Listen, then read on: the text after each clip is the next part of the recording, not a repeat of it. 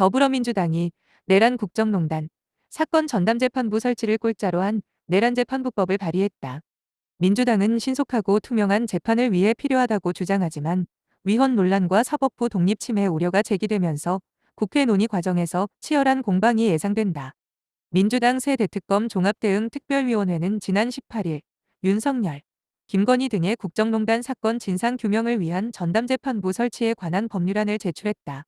법안은 내란특검, 김건희 특검 순직 해병 특검 사건을 각각 담당할 전담재판부를 서울중앙지법과 서울고법에 설치하도록 했다. 이 경우 1심과 항소심까지 총 6개의 전담재판부가 운영된다. 핵심은 6, 3, 3 원칙이다. 1심은 공소 제기일로부터 6개월, 항소심은 3개월, 상고심은 3개월 이내 선고해 1년 안에 결론을 내리도록 했다. 상고심은 대법원에서 심리한다. 전담재판부 판결문에는 판사 3인의 의견을 모두 기재하고 재판 과정의 녹음 녹화 중계를 원칙적으로 허용한다는 조항도 포함됐다.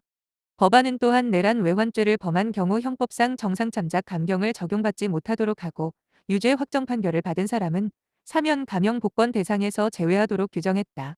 민주당은 대통령의 사면권 자체를 제한하는 게 아니라 대상자의 자격을 규정한 것이라며 위헌 소지는 없다고 반박하고 있다.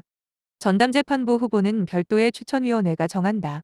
국회 몫은 제외하고 판사회의 4명, 대한변호사협회 4명, 법무부 1명이 추천해 총 9인으로 구성된 추천위가 후보를 제시하면 대법원장이 임명하는 방식이다. 이는 국회의 개입이 삼권분립 위반이라는 지적을 수용한 결과라고 민주당은 설명했다. 다만 민주당은 법안을 당론으로 추진하지는 않은 상태다. 김현정 원내대변인은 아직 당론은 아니다라고 선을 그었다. 사법부도 대응에 나섰다.